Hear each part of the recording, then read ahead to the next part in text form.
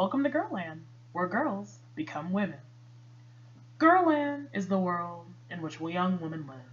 It is both a stage of life, a liminal, undefined time span between adolescence and adulthood that can often stretch for a decade or more. It's a place, or rather, a bunch of places, where girls gather to be girls with each other, unhassled by the demands of parents, boyfriends, jobs, kids, and other nuisances of adult life. This documentary features amazing commentary from six beautiful women. Up first is Taryn Lumpkin. I've known her since high school. She is incredible, so insightful. Next up we have Fasia Harvey, who I've also known since high school. Incredible, incredible, incredible woman with a big heart.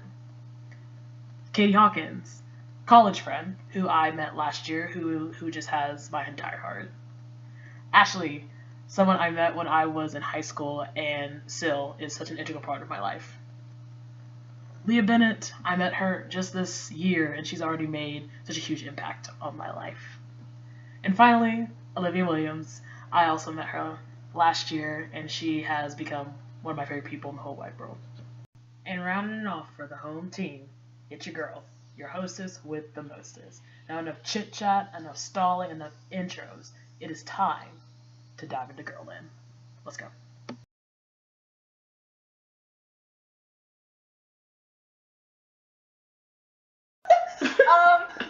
So basically, like, what that means kind of to me is just, I don't want to say showing what you can do a little more, but putting more effort into showing that you can be, just as good as everybody else. Gender doesn't matter. Agreed.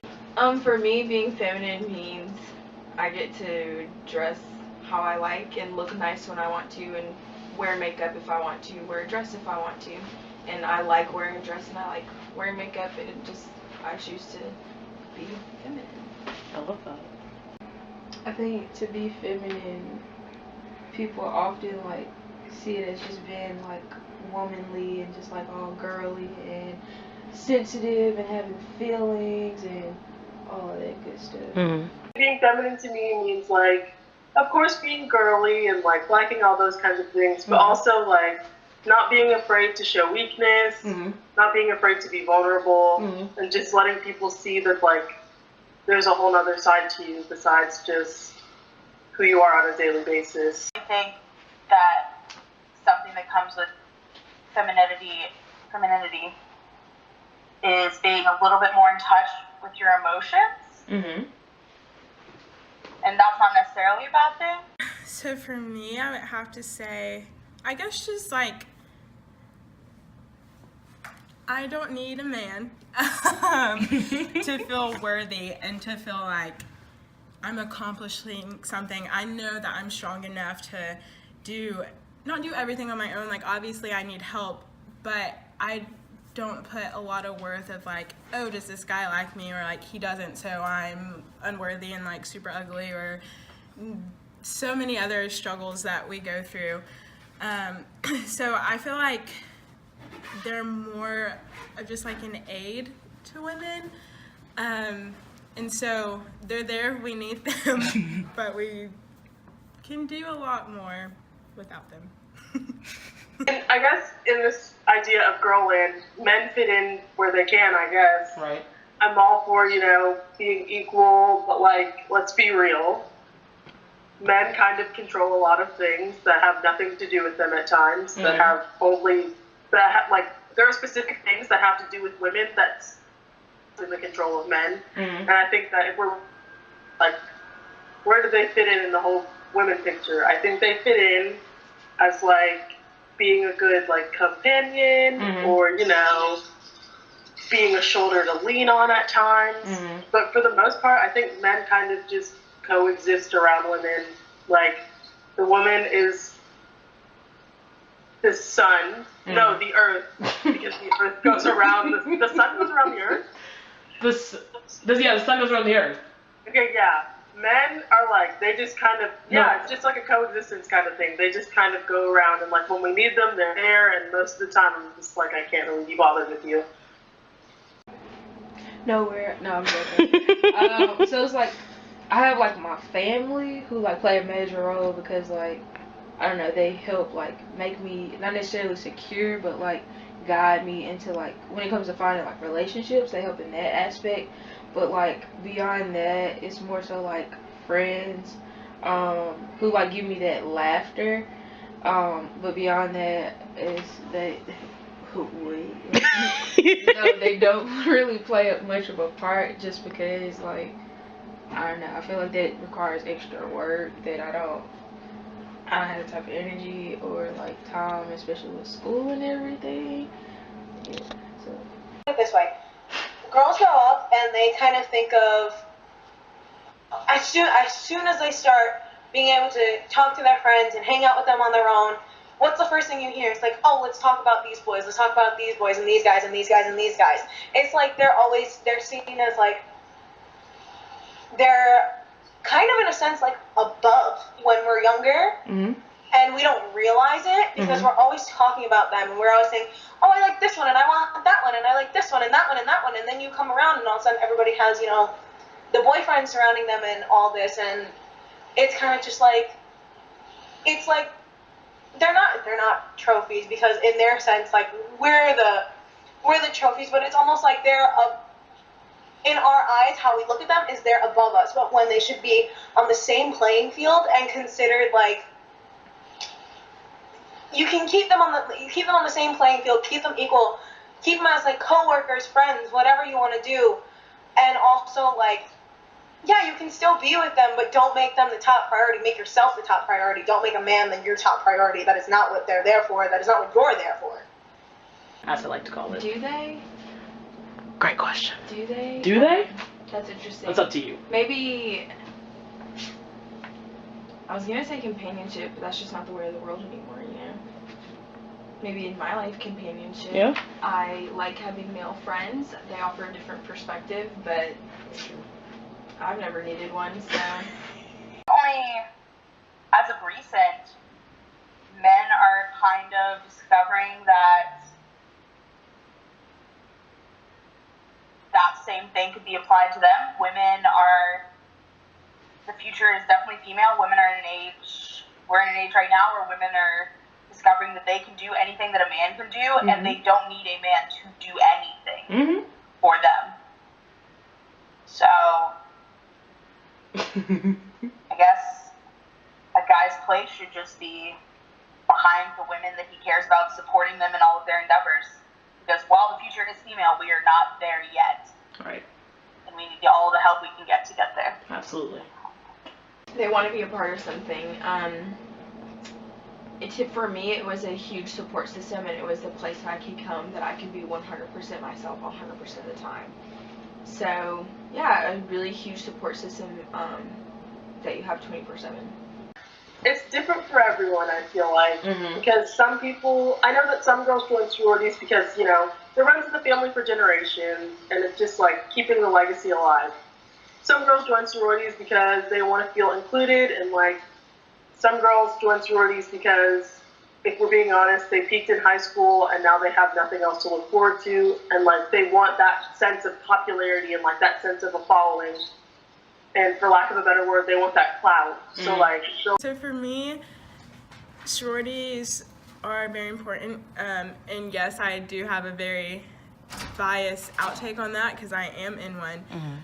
But I just look at it as like a support system that I'll always have. And I feel like, especially just being in college, and you're just finding out like who you really are, and like there's a lot of personal growth.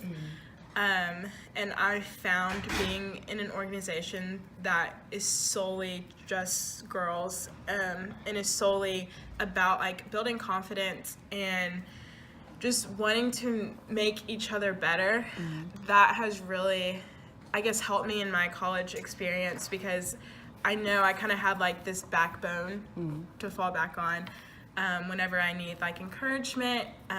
Me personally, like the reason that I joined, I wanted to, find that second family, find those people that I fit in with. And I think girls do that because a lot of the times when you're on like a college campus, you can feel like by yourself.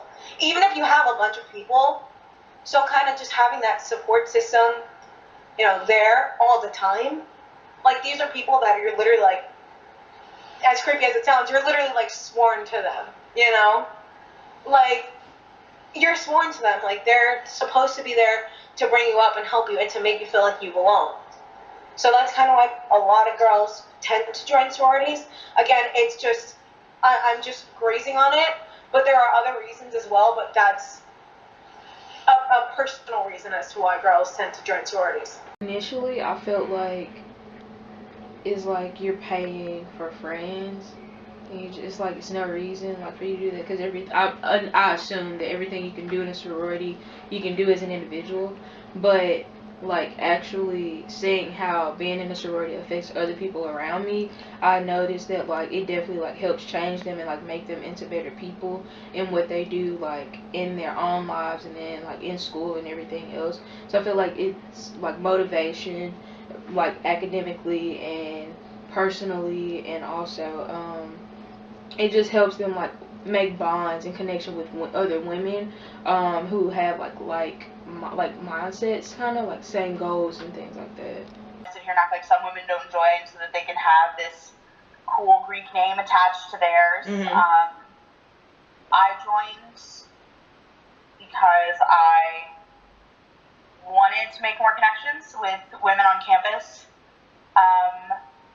And I found an amazing support system of women through my sorority.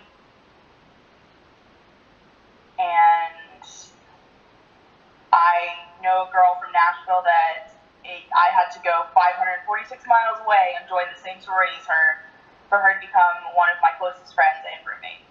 So I think that sororities offer the chance for women to be friends with people they might not otherwise be friends with, and also make connections that can last a lifetime.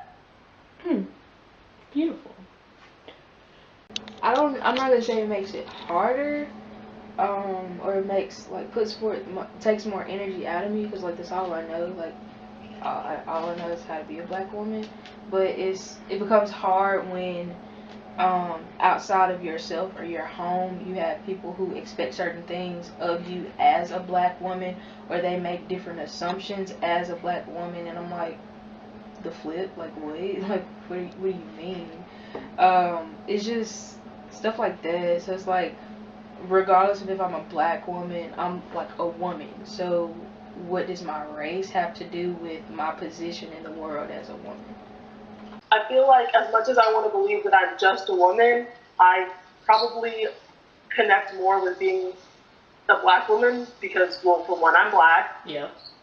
For one, I'm the daughter of 2 immigrants who are naturalized citizens, come correct.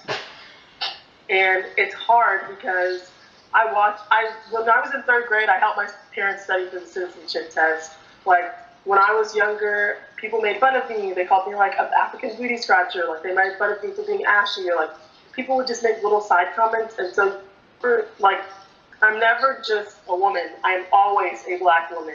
I can never take that off. I can never leave it at home like a jacket. I'm always more than just being a woman. Like I'm at a higher risk of being attacked or whatever the case, and just discriminated against because people see me and they're like, oh, this is just a black girl from Memphis,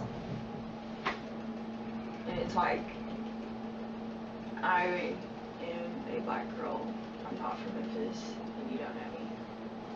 You know what I mean? Just in general, when they think of a black girl, there's so many stereotypes, you know, loud, sassy, this, that, and I just don't fit into the category of a black woman. Like, yeah, like, I don't want to fit the stereotype, I don't fit the stereotype, but anybody that sees me in their head might be like, oh, sassy, ghetto, black person, you know, I don't know. So just stuff like that. Not that I am constantly concerned. It's just like, it's there. My parents always explain it to me like, you might have something to prove more than a white female. Why do you think they said that to you? Because that's the case, you know, when like I have more to prove than they might, just because of the stereotypes that are different amongst race, amongst sex, just stuff like that. So I don't have the ability to just be upset without this trope of like an angry, like emotional black woman being attached to it. And another problem with that whole trope is that like why can't black women just be upset? Why can't they be angry? Like, they've gone through enough shit, let them be angry. Like, so I really think with me that's the biggest thing that I struggle with, is I'm a very emotional person and I'm very vocal about my emotions, and a lot of times I get asked, why are you so upset? Like, why are you so mad? Stop, like, calm down. And that's